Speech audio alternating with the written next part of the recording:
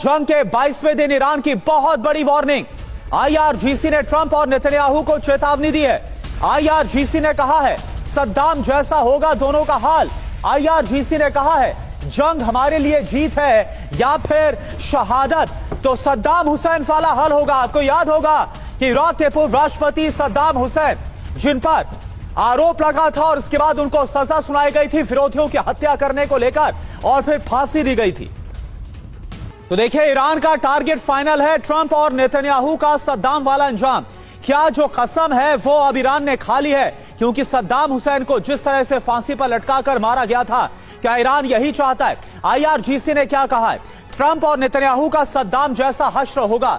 जंग में हमारी कोई अब असफलता नहीं है, हमारे लिए असफलता का रास्ता भी बंद हो गया है। हमारे सामने दो ही विकल्प हैं, दो ही रास्ते हैं, दोनों ही हमारे लिए सम्मान की बात है। एक रास्ता है शहादत का और दूसरा रास्ता है जीत का। दोनों ही रास्ते हमारे लिए जीत के होंगे। आईआरजीसी ने यह बयान क्यों दिया है, यह भी आप समझिए। हिट लिस्ट में है टॉप पर ट्रंप और नेतन्याहू। युद्ध में हार की संभावना को नकार रहे हैं।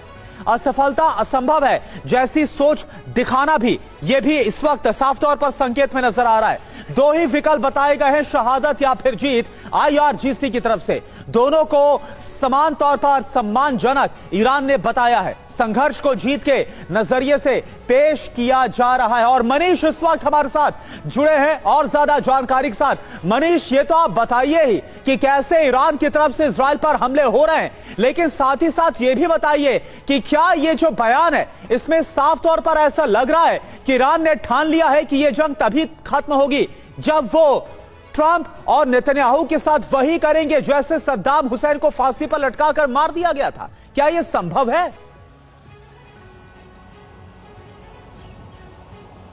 देखिए, आईआरजीसी के ये बयान बॉलीवुड के फिल्मों में डायलॉग लिखने भर के ही काम आ सकते हैं। बिल्कुल, व्यवहारिक बात अलग है। जो व्यक्ति बयान दे रहा है आईआरजीसी की तरफ से, इस बात की गारंटी नहीं है कि अगले दिन का सूरज वो देख पाएगा, क्योंकि हो यही रहा है कि पहले जंग के पहले दिन से जिस तरीके से अमेरिका और इजराइल के एयर स्ट्राइक में लगातार आईआरजीसी की लीडरशिप खत्म होती जा रही है। इससे ठीक पहले जिन्होंने बयान दिया, इससे ठीक पहले कल जो है सो आईआरजीसी के प्रवक्ता मारे गए थे। अब इनका नंबर है, इन्होंने उनको रिप्लेस किया है।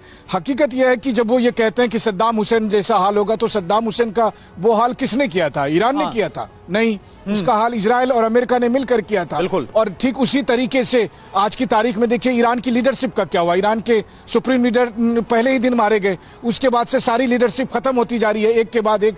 ये बात सही है कि ईरान अच्छा लड़ रहा है, ईरान के हौसले को पूरी दुनिया सलाम कर रही है कि, और दूसरी बात यह भी है कि ईरान के पास कोई विकल्प नहीं है सिवाय लड़ाई करने के।